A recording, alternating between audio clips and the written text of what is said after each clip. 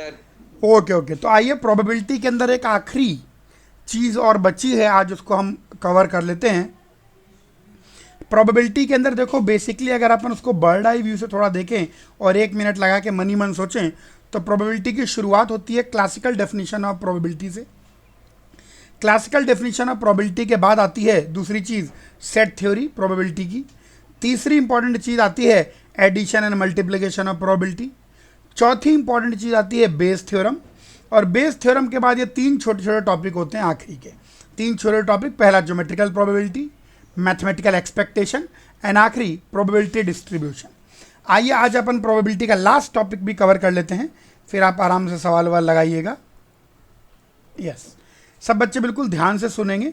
एक बार बस इसका कंसेप्ट क्लियर हो जाएगा तो आपको फिर इसमें कहीं कोई दिक्कत नहीं आएगी। जैसे ज्योमेट्रिकल प्रोबेबिलिटी एक छोटा सा टॉपिक था, मैथमेटिकल एक्सपेक्टेशन एक छोटा सा टॉपिक था, वैसे ही प्रोबेबिलिटी डिस्ट्रीब्यूशन भी एक बहुत छोटा सा टॉपिक है। तो इसमें कोई बहुत विशेष बात नहीं है, लेकिन एक बार सुन लेंगे तो इसके सारे सवाल बना पाएंगे। तो आइए अब हम लोग शुरू करते हैं आज प्रोबेबिलिटी डिस्ट्रीब्यूशन। बिल्कुल ध्यान से सुने, जो बात मैं बोलूं उसको ध्यान से सुनना है ताकि इसका कंसेप्ट आप बिल्कुल समझ पाएँ। तो आइए प्रोबेबिलिटी डिस्ट्रीब्यूशन के बारे में बताने जा रहा हूँ, सुनना ध्यान से, बिल्कुल ध्यान से। प्रोबेबिलिटी डिस्ट्रीब्यूशन का जब कोई भी सवाल अगर आएगा, प्रोबेबिलिटी डिस्ट्रीब्यूशन का कोई भी सवाल अगर आएगा, तो उस सवाल के अंदर random variable will be properly given. जो रैंडम वेरिएबल होगा वो आपको बहुत ही प्रॉपरली दिया गया होगा। जो रैंडम वेरिएबल होगा that will be very very properly given to you all. ये ध्यान देना है, सबसे पहली बात यही समझनी है कि random variable will be very properly given. ये समझिए आप। अब रैंडम वेरिएबल क्या है, इसका क्या यूज़ आएगा, ये मैं भी समझाऊंगा।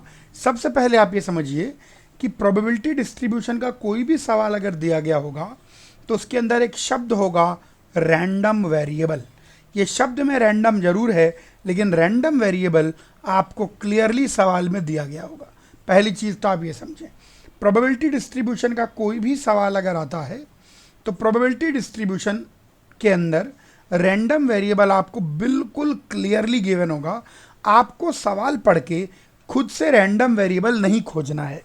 सवाल के अंदर बहुत ही साफ सुथरा रैंडम वेरिएबल गिवन होगा। क्या है रैंडम वेरिएबल, क्या है इसका यूज़, आओ देखते हैं धीरे धीरे करके। सबसे आओ एक छोटा सा सवाल लेते हैं और एक छोटा सा सवाल यहाँ पर अपन करते हैं। एक सिक्का है, उस सिक्के को 3 बार उछाला गया। अ coin is tossed 3 times. Please ध्यान दीजिएगा, कंसेप्ट समझ में आ गया तो सवाल बनेंगे। एक कॉइन को 3 बार उछाला जाता है, भाई 1 बार, 2 बार, 3 बार।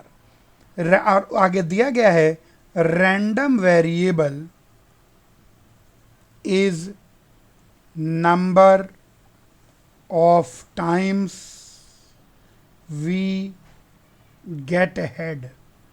और रैंडम वेरिएबल है जितनी बार अपन को हेड मिलता है। रैंडम वेरिएबल है जितनी बार अपन को हेड मिलता है। अभी इतना ही सवाल गिवन है, जरा इतने से सवाल को ध्यान देखो। यहां पर अगर मैं बात करूं तो रैंडम वेरिएबल क्लियरली गिवन है। क्या है रैंडम वेरिएबल? रैंडम वेरिएबल है number of times we get head. अब सुनो, गिवन एक्सपेरिमेंट के हिसाब से, गिवन सिचुएशन के हिसाब से रैंडम वेरिएबल की अलग अलग वैल्यू पॉसिबल होंगी। फिर दोहरा रहा हूं, गिवन एक्सपेरिमेंट के हिसाब से रैंडम वेरिएबल की अलग अलग वैल्यू पॉसिबल होंगी। जैसे यहां इस बात करें तो यहां रैंडम वेरिएबल की 4 वैल्यू पॉसिबल हैं। या तो एक भी बार हेड ना आए, यानी रैंडम वेरिएबल की वैल्यू 0, एग्जैक्टली 1 बार हेड आए, रैंडम वेरिएबल की वैल्यू 1, एग्जैक्टली 2 बार हेड आए, रैंडम वेरिएबल की वैल्यू 2, एग्जैक्टली 3 बार हेड आए, रैंडम वेरिएबल की value 3। According to the given experiment, the given random variable will be able to take certain values। Random variable की values को xi से denote करते हैं। किससे? xi से। यहां देखें तो यहां पर मैं लिखूंगा रैंडम वेरिएबल। तो यहां पर मैंने रैंडम वेरिएबल लिखा, इसकी वैल्यू को मैं एक्स आई से डिनोट करूंगा। ध्यान देखना है, तो यहां पर क्या क्या वैल्यू हो सकती हैं, या तो एक भी बार हेड ना आए, या एक बार हेड आए, या दो बार हेड आए, या तीन बार हेड आए। ध्यान रखना, रैंडम वेरिएबल आपको ढूंढना नहीं है। रैंडम वेरिएबल प्रश्न के अंदर क्लियरली गिवन होगा और प्रश्न में दी गई एनवायरमेंट, प्रश्न में दिए गए एक्सपेरिमेंट के हिसाब से रैंडम वेरिएबल की कुछ वैल्यू पॉसिबल होंगी। रैंडम वेरिएबल की उन वैल्यू को x1, x2, x3, x4 and so on से डिनोट करते हैं। जैसे इस गिवन क्वेश्चन में रैंडम वेरिएबल की चार अलग अलग वैल्यू पॉसिबल हैं। एक भी बार हेड ना आए 0, एग्जैक्टली एक बार हेड आए 1, एग्जैक्टली दो बार हेड आए 2, एग्जैक्टली तीन बार हेड आए 3। हर रैंडम वेरिएबल की वैल्यू की कुछ ना कुछ प्रोबेबिलिटी होगी। हर रैंडम वेरिएबल की वैल्यू की कुछ ना कुछ प्रोबेबिलिटी होगी। यहाँ लिखेंगे प्रोबेबिलिटी, और प्रोबेबिलिटी को पी आई से डिनोट करते हैं। हर रैंडम वेरिएबल की कुछ ना कुछ प्रोबेबिलिटी होगी, यानी एक भी बार हेड ना आए इसकी कुछ ना कुछ प्रोबेबिलिटी होगी, एग्जैक्टली एक बार हेड आए इसकी कुछ ना कुछ प्रोबेबिलिटी होगी, एग्जैक्टली दो बार हेड आए इसकी कुछ ना कुछ प्रोबेबिलिटी होगी, एग्जैक्टली तीन बार हेड आए इसकी कुछ ना कुछ प्रोबेबिलिटी होगी। रैंडम वेरिएबल की हर वैल्यू के लिए कुछ ना कुछ प्रोबेबिलिटी होगी। जैसे एक भी बार हेड ना आए तो तीन के तीनों बार क्या है, टेल, तो इसकी प्रोबेबिलिटी हो जाएगी हाफ का क्यूब। एग्जैक्टली एक बार हेड आए तो तीन में से एक जगह चुनो, वहां हेड आ जाए, बाकी दो जगह टेल आ जाए। एग्जैक्टली दो बार हेड आने की प्रोबेबिलिटी, तीन में से दो जगह चुनो, उन दो जगह हेड आ जाए, एक जगह टेल आ जाए। और तीन के तीनों जगह चुनो और तीन के तीनों जगह हेड आ जाए। रैंडम वेरिएबल की हर वैल्यू के कॉरस्पॉन्डिंग, रैंडम वेरिएबल की हर वैल्यू के कॉरस्पॉन्डिंग कुछ ना कुछ प्रोबेबिलिटी होगी। Corresponding to every value of random variable there will be some probability. ये जो चार्ट मैंने बनाया, ये चार्ट के अंदर दो ही कॉलम होते हैं, रैंडम वेरिएबल की possible value according to given experiment and उनकी प्रोबेबिलिटी। ये चार्ट कहलाता है प्रोबेबिलिटी डिस्ट्रीब्यूशन। इसको प्रोबेबिलिटी डिस्ट्रीब्यूशन कहते हैं या प्रोबेबिलिटी डिस्ट्रीब्यूशन चार्ट भी कहा जाता है। यही है प्रोबेबिलिटी डिस्ट्रीब्यूशन। प्रोबेबिलिटी, अच्छा आपन P1, P2, P3, P4 अगर चारों को जोड़ें, इधर देखिए, अगर P1, P2, P3, P4 चारों को जोड़ें तो इन सब का जो सम निकल के आएगा वो 1 निकल के आ जाएगा। इन सब का जो सम निकल के आएगा वो 1 निकल के आ जाएगा। कहने का मतलब सारी पॉसिबल प्रोबेबिलिटी का सम हमेशा 1 आएगा। इसका मीनिंग क्या हुआ, यही है प्रोबेबिलिटी डिस्ट्रीब्यूशन, या इसी को प्रोबेबिलिटी डिस्ट्रीब्यूशन चार्ट भी कहते हैं। बस यही होता है प्रोबेबिलिटी डिस्ट्रीब्यूशन। प्रोबेबिलिटी डिस्ट्रीब्यूशन में आपको सवाल के अंदर साफ सुथरा रैंडम वेरिएबल गिवन होगा, बिल्कुल साफ साफ कि ये है रैंडम वेरिएबल, और given situation, given condition, given experiment के हिसाब से उस रैंडम वेरिएबल की सर्टेन पॉसिबल वैल्यू होंगी।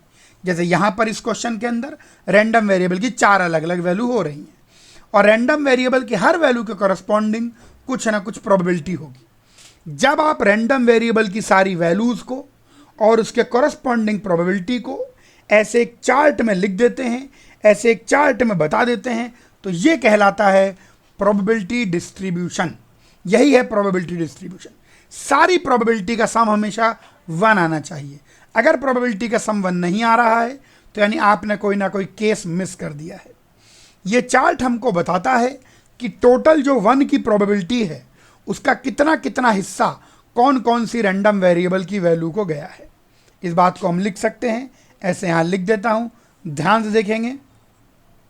Probability distribution shows us the parts, ये अमाउंट शब्द ज्यादा अच्छा रहेगा, इसको मिटा देते हैं. The probability distribution shows us how much part of total probability 1 is distributed to each value of random variable. ये जो प्रोबेबिलिटी डिस्ट्रीब्यूशन है, टोटल प्रोबेबिलिटी हमेशा 1 होती है, तो प्रोबेबिलिटी डिस्ट्रीब्यूशन यही हमको बताता है कि कैसे जो टोटल प्रोबेबिलिटी 1 है वो रैंडम वेरिएबल की अलग अलग वैल्यूज पर डिस्ट्रीब्यूटेड है. How the total probability of 1 is distributed over different values of random variable. आप ये चार्ट जब बना लेते हैं तो आपको अच्छा लगेगा कि रैंडम वेरिएबल का चार्ट बनाया है, और यही हमको दिखाता है probability distribution. How the total probability of 1 has been distributed, has been divided over different values of the given random variable. क्या ये प्रोबेबिलिटी डिस्ट्रीब्यूशन का मीनिंग समझ में आया सब बच्चों को? अरे बोल दीजिए सर. 3C1 कहाँ से आया? अरे 3 में से एक जगह चुनोगे ना भाई. भाई 3 बार सिक्का उछाल रहे हैं तो उनमें से किसी एक जगह हेड आ जाए, बाकी 2 जगह टेल आ जाए. तो 3 बार में से कोई भी एक बार चुन लो. तो 3 बार में से कोई भी एक बार चुनने के तरीके 3C1, उस बार हेड आ जाए, बाकी 2 बार टेल आ जाए. क्या ये समझ में आया? Yes sir. किसी विद्यार्थी को जरा सा भी डाउट है पूछिए. क्या प्रोबेबिलिटी डिस्ट्रीब्यूशन का मीनिंग समझ में आ गया?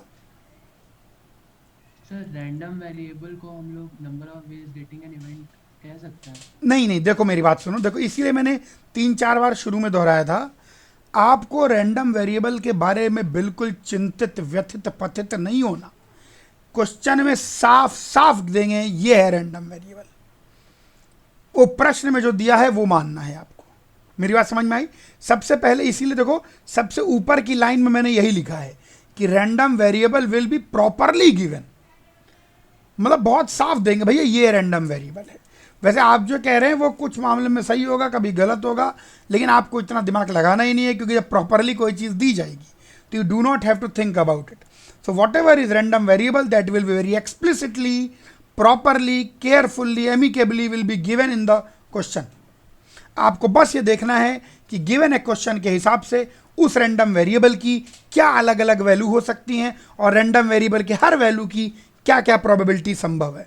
बस ये जो चार्ट आप बनाएंगे जिसमें रैंडम वेरिएबल की अलग अलग वैल्यू दे रखी होगी और हर वैल्यू के कॉरस्पॉन्डिंग प्रोबेबिलिटी दे रखी होगी, यही चार्ट कहलाता है प्रोबेबिलिटी डिस्ट्रीब्यूशन या प्रोबेबिलिटी डिस्ट्रीब्यूशन चार्ट. क्लियर है? Okay sir. आपको जरा सा भी किसी भी बच्चों को डाउट है प्लीज पूछें, बिल्कुल इंटरेक्टिवली पढ़ें. बढ़ सकते हैं आगे अब? ओके. अब भैया अगर इतनी ही छोटी थ्योरी होती तो फिर इसको अलग से क्यों पढ़ाना पड़ता. अब जब ये चार्ट बन गया है तो चार्ट का मीन निकल सकता है, चार्ट का स्टैंडर्ड डिविएशन निकल सकता है, चार्ट का वेरिएंस निकल सकता है.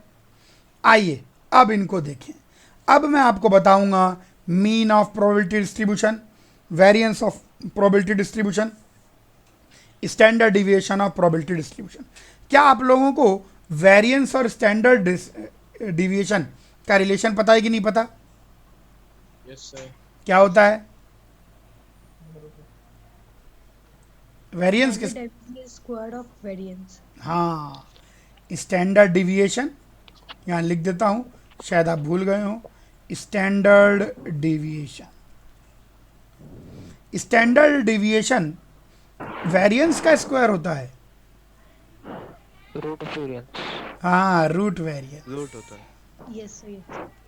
कोई बात नहीं, इसमें कोई ऐसी खास बात नहीं, बहुत कम इसका यूज़ पड़ता है, इसलिए याद देना. स्टैंडर्ड डिविएशन रूट वेरिएंस होता है. स्टैंडर्ड डिविएशन को सिग्मा से ऐसे डिनोट करते हैं. तो यानी अगर वेरिएंस की बात आ जाएगी तो वेरिएंस सिग्मा स्क्वायर से डिनोट होगा और मीन, मीन का मतलब एवरेज है बेसिकली। आइए लिख देता हूँ यहाँ पर, है ना। तो मीन को हम लोग म्यू से डिनोट करते हैं। अब मैं आपको बताऊंगा कैसे निकालना है वेरिएंस और मीन। अच्छा, वेरिएंस निकल जाएगा तो वेरिएंस का रूट ले लेंगे तो स्टैंडर्ड डिविएशन में निकल जाएगा। Finding for any probability distribution, यहां पर थोड़ी गंदगी मचेगी। अब कोई भी प्रोबेबिलिटी डिस्ट्रीब्यूशन निकालना तो आसान है, लेकिन उसका मीन और वेरिएंस निकालना पड़ेगा। तो प्रोबेबिलिटी डिस्ट्रीब्यूशन का मीन जो है वो बड़े आराम से निकल के आता है, वो होता है summation p i x I upon summation p आई। अब खास बात यह है कि समेशन पी आई सारी प्रोबेबिलिटी का सम तो ऑलवेज 1 ही होता है। तो फायदा ये रहा कि ये हो जाएगा summation p i x i, ये है mu summation p i x i, ये हो गया प्रोबेबिलिटी, ये हो गया mean, mean of any probability distribution. यानी कहने का मतलब भाई साहब ऐसा बनेगा P1x1 plus P2x2 plus P3x3 plus P4x4 and so on, ये बन जाएगा मीन। क्या मीन निकालना समझ में आया? Yes, sir. लेकिन यार इसमें मीन निकालना बड़ा मतलब वैसा काम है, टेढ़ी खीर है। P1 इंटू x1, वो भी गंदे गंदे वैल्यू। हो जाएगा ना आज? हाँ हाँ, बोलो बोलो, आप बोल रहे थे कुछ। प्रोबेबिलिटी खत्म हो जाएगा ना? हाँ हाँ, अरे 5-6 मिनट और बस। तो पहले मैं पूछ रहा था कि मीन निकालना देखो थोड़ा मुश्किल काम है ना। P1 into x one plus P2 into x two, अब इतनी सारी वैल्यू मल्टीप्लाई करोगे फिर जोड़ो। ओके, मीन के बाद हम आते हैं वेरिएंस पर। वेरिएंस पर ध्यान देंगे। वेरिएंस निकालने के लिए आपको मीन निकालना ही पड़ेगा। जब तक आप मीन नहीं निकालेंगे तब तक आप वेरिएंस नहीं निकाल पाएंगे। जब मीन होगा तो वेरिएंस और कुछ नहीं होता, वेरिएंस हो जाएगा पी आई इंटू, मीडियन से भी तो निकाल सकते हैं। क्या, मीडियन से भी तो निकाल सकते हैं। लेकिन वो तो सिमेट्रिक डिस्ट्रीब्यूशन में ना। हाँ जी सर, हाँ। तो ये इसमें कहाँ है सिमेट्रिक, इसकी सिमेट्रिक कुछ नहीं है ये। अरे तुम पढ़ाई पर विशेष ध्यान दो। ये हो गया वेरिएंस का सिंपल फार्मूला। इस वेरिएंस के फॉर्मूला का ध्यान देंगे, P i into x i minus mu का होल स्क्वायर। क्लियर हुआ सब बच्चों को? बोल दीजिए हाँ। हाँ सर। अरे बोल नहीं रहे हैं आज, क्या बात है? हाँ, आइए इस फॉर्मूले को, ये वेरिएंस हो गया। यानी एक्स आई का मतलब वही रैंडम वेरिएबल की वैल्यू, और पी आई का मतलब कॉरस्पॉन्डिंग प्रोबेबिलिटी। गड़बड़ मत करना, एक्स का मतलब हमेशा रैंडम वेरिएबल की वैल्यू होता है और पी का मतलब उसकी कॉरस्पॉन्डिंग प्रोबेबिलिटी होता है। ये होता है वेरिएंस का real formula, p i into x i minus mu का whole square. This is the variance. इसको आओ थोड़ा सिंप्लीफाई करते हैं, आओ देखते हैं कि इसको कुछ सिंप्लीफिकेशन पॉसिबल है क्या। ये तो हो गया मेन फार्मूला, आओ इसको सिंप्लीफाई करें। बोर्ड पर देखेंगे पी आई, तो यहाँ पर आ जाएगा x i square plus mu square minus 2 x i mu. सही कह रहा हूँ कि नहीं कह रहा हूँ मैं? बोल दीजिए हाँ। प्लीज़ सब बच्चे देखें, थोड़ा कैलकुलेशन के लिए फास्टर अप्रोच बताने जा रहा हूँ। तो एक चीज़ तो आपके पास आ जाएगी summation p i into x i square plus, अब देखो म्यू स्क्वायर तो कांस्टेंट है, तो mu square into summation p i आ जाएगा, माइनस 2 म्यू बाहर आ जाएगा, तो summation p i x i आ जाएगा। अब यहाँ पर ध्यान देना है, ध्यान दीजिए, ब्लू पेन से बता रहा हूँ। समेशन पी आई इसकी वैल्यू हमेशा 1 हो जाएगी, और समेशन पी आई एक्स आई ओ ये और कुछ नहीं, ये आपका म्यू ही होता है। बोल दीजिए हाँ, ध्यान देंगे सब बच्चे। तो ये आ जाएगा summation p i x i square plus mu square minus 2 mu square. तो हर एक वैल्यू में से घटाने की जरूरत नहीं है, तो summation x i square minus mu square. तो जैसे इस ये फॉर्मूला ज़्यादा डिफिकल्ट है, एक्स आई माइनस म्यू, हर एक वैल्यू में से घटाओ, फिर हर एक का स्क्वायरिंग करो, फिर हर एक को पी आई से मल्टीप्लाई करके जोड़ो। उसके मुकाबले ये वाला जो फॉर्मूला है जो मैं हाईलाइट कर रहा हूँ, ये थोड़ा ज़्यादा इजी पड़ता है। ये इजी क्यों पड़ता है? P i x i into x i कर दीजिए, यानी x i square into p i कर दिए, उसमें म्यू घटा दीजिए और बात बन जाएगी। क्या ये दोनों के दोनों फॉर्मूले जो मैंने आपको बताए, क्या ये समझ में आए सब बच्चों को? Yes sir. Yes sir. Okay, अभी एक और चीज़ बची हुई है, उस पर ध्यान देंगे। आइए अपने ओरिजिनल सवाल पर आ जाते हैं। मैं उसी सवाल को एक बार दोबारा से लिख रहा हूँ। इस सवाल को सब बच्चे ध्यान देंगे जो अब मैं लिखने जा रहा हूं, बिल्कुल ध्यान देंगे। अ कॉइन इज टॉस्ड, बोर्ड पर देखेंगे प्लीज, बोर्ड पर दोबारा से देखेंगे। अ coin is tossed 3 times, random variable is number of times we get ahead। अब क्वेश्चन पूरा होता है, find the probability distribution and also find mean and variance। अब मैं इसको सॉल्व करने जा रहा हूं और मैं चाहूंगा कि सब बच्चे 2 मिनट बोर्ड पर थोड़ा ध्यान से देखें, कुछ अच्छी बात मैं बताने जा रहा हूं। वैसे तो प्रोबेबिलिटी डिस्ट्रीब्यूशन हम बना चुके हैं, आइए एक बार फिर लेकिन बना देते हैं। यहां पर मैं लिखूंगा रैंडम वेरिएबल जिसकी value x1 0, x2 1, x3 2, x4 3 होगी और उसके कॉरस्पॉन्डिंग मैं यहाँ लिखूंगा प्रोबेबिलिटी। सब बच्चे अब ध्यान देंगे जो मैं लिखने जा रहा हूँ, सब बच्चे प्लीज़ ध्यान देंगे। 0 0 के मतलब 3 में से कोई जगह मत चुनो, कहीं पर भी हेड ना आए, 3 के तीनों जगह टेल आ जाए। दूसरी प्रोबेबिलिटी 3 में से एक जगह चुनो, वहाँ हेड आ जाए, बाकी 2 जगह टेल आ जाए। P3 3 में से 2 जगह चुनो, उन 2 जगह हेड आ जाए, एक जगह टेल आ जाए। P4 3 के तीनों जगह चुनो, 3 के तीनों जगह हेड आ जाए, एक भी जगह टेल ना आए। पहले मुझे बताइए, क्या आपको ये प्रोबेबिलिटी डिस्ट्रीब्यूशन चार्ट समझ में आया? Yes sir, yes sir. किसी बच्चे को इस चार्ट में किसी प्रकार की कोई दिक्कत? No sir. Very good, very good. मैं कुछ बताने जा रहा हूं इसलिए मैंने पूछा। वैसे तो चार्ट में पहले भी बना चुका था, तो ऐसा इसको दोबारा लिखने की जरूरत नहीं थी, लेकिन फिर भी कुछ नया अब हम जानेंगे। अच्छा, एक बात तो तय है, मतलब इस बात मतलब वैसे तो आप लोगों ने देख ही लिया कि भाई मीन और वेरिएंस अपन निकालेंगे। वैसे तो फॉर्मूला पता लग गया, मीन यार समेशन पी आई एक्स आई, और वेरिएंस जो है summation p i x i square minus mu square. वैसे तो फॉर्मूला पता है, लेकिन अगर कोई हमें कैलकुलेट करने को कह दे तो डिफ़िकल्टी तो नहीं होगी, लेकिन कैलकुलेशन में बड़ा टाइम लगेगा। बोलो हाँ कि ना? भाई कैलकुलेशन इंटेंसिव तो रहेगा ना, बोल दो यस। तो अब आपको कैलकुलेशन से बचाने के लिए अब एक छोटा सा जादू, बोर्ड पर देखेंगे सब बच्चे। इस प्रोबेबिलिटी डिस्ट्रीब्यूशन चार्ट यहां स्टार कर रहा हूं, ध्यान देंगे, बिल्कुल ध्यान देंगे। अगर कोई ऐसा प्रोबेबिलिटी डिस्ट्रीब्यूशन है व्हेन एक्स आई की वैल्यू आर है, देन पी आई की वैल्यू एन सी आर होने की पावर आर, न होने की पावर एन माइनस आर। जब जब एक्स आई की पावर आर हो तो उसके कॉरस्पॉन्डिंग पी आई की वैल्यू ये हो, then such distribution is called, ऐसा खास डिस्ट्रीब्यूशन कहलाता है binomial probability distribution, short form में बीपीडी। अगर कोई ऐसा डिस्ट्रीब्यूशन दिख जाए जिसमें जब जब एक्स आई की वैल्यू आर हो तो उसके कॉरस्पॉन्डिंग पी आई की value n c r p की पावर आर 1 माइनस पी की पावर एन माइनस आर हो। देखो क्या ये डिस्ट्रीब्यूशन इस बात को सेटिस्फाई करता है? बोलो हाँ।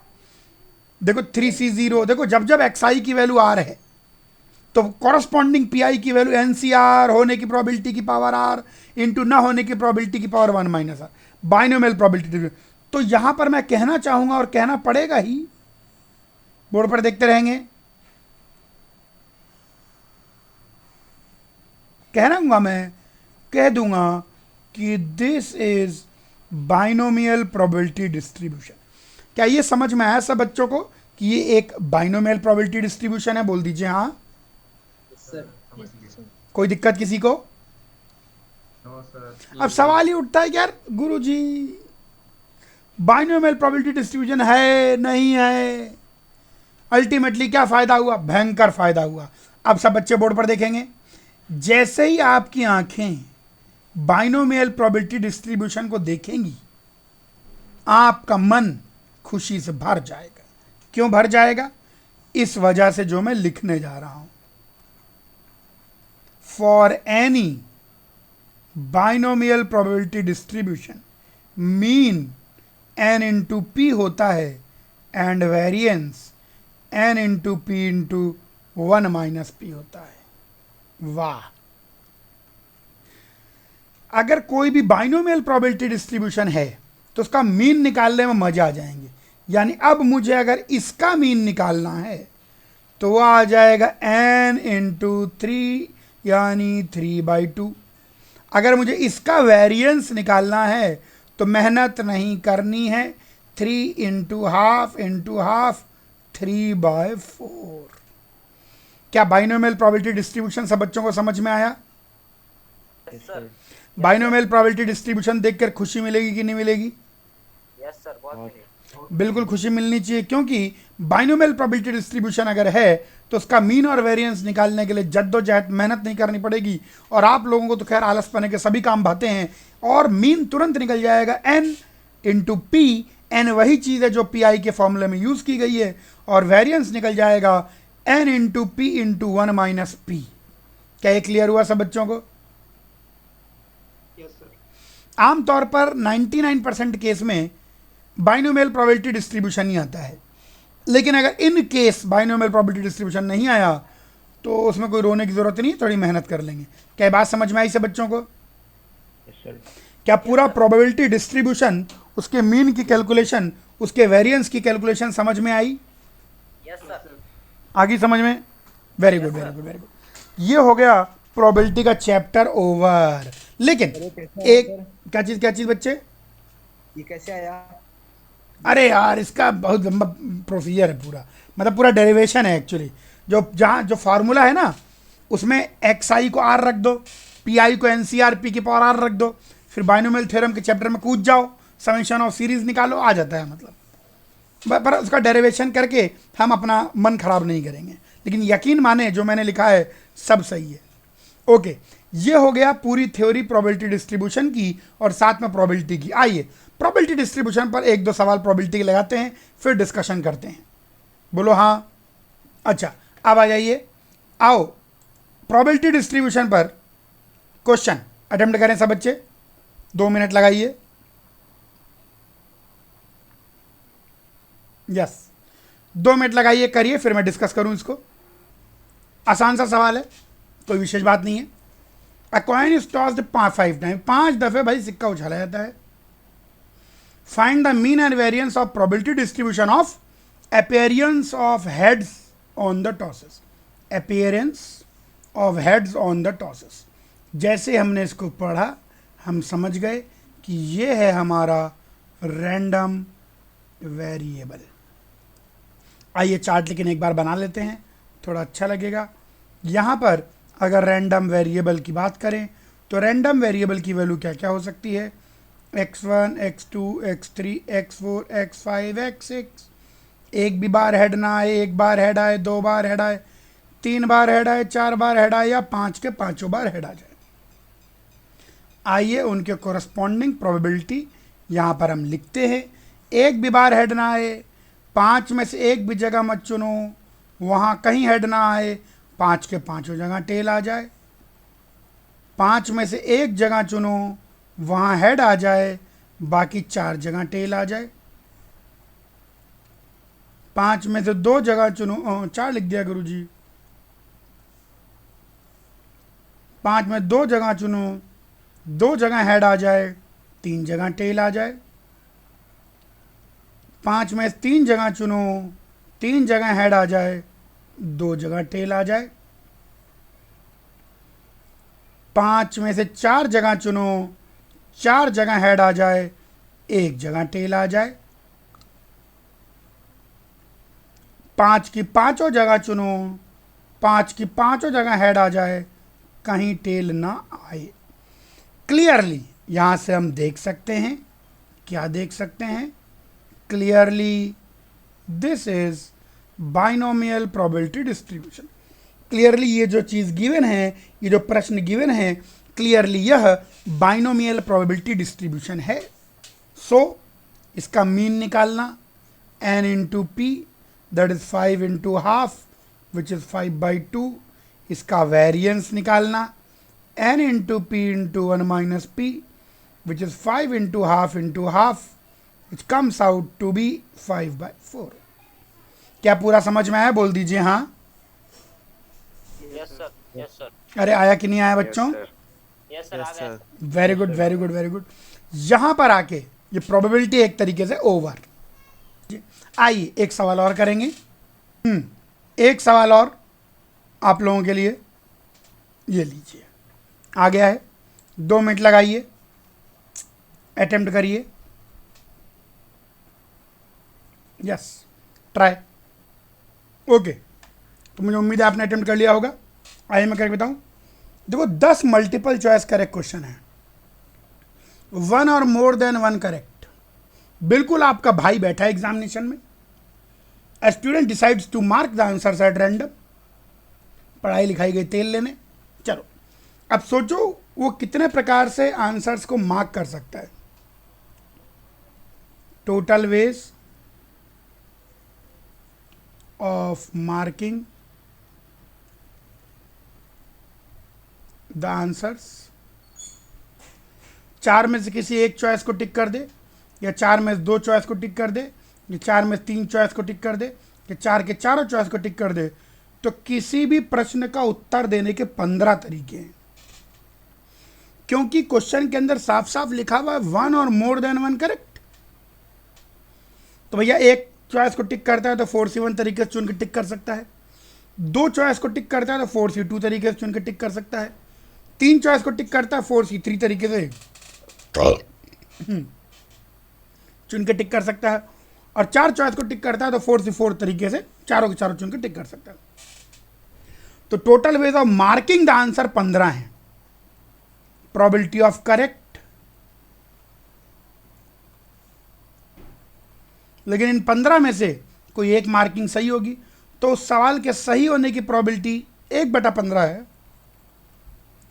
और उस सवाल के गलत होने की प्रोबेबिलिटी 14/15 है। क्या ये बात समझ में आ गई? बोलिए हाँ। Find the probability that it gets exactly 2 questions correct. Exactly 2 सही हो तो भाई साहब बाइनोमियल प्रोबेबिलिटी लगा दिए। 10 में से 2 चुनो, उनको सही करा दो, बाकी 8 को गलत करा दो। आ गया आंसर बेटे। क्या पूरा क्वेश्चन समझ में आया सब बच्चों को? सर प्रोबेबिलिटी करेक्ट वाला कैसे है? बेटे जब आप क्वेश्चन टिक करेंगे, भाई 15 तरीकों से टिक कर सकते हो, तो उनमें से कोई एक ही तो सही होगा ना। अच्छा ओके, थैंक यू सर। अरे तो सोचना है थोड़ा। क्लियर हुआ सब बच्चों को? बोल दीजिए हाँ। यस। ओके।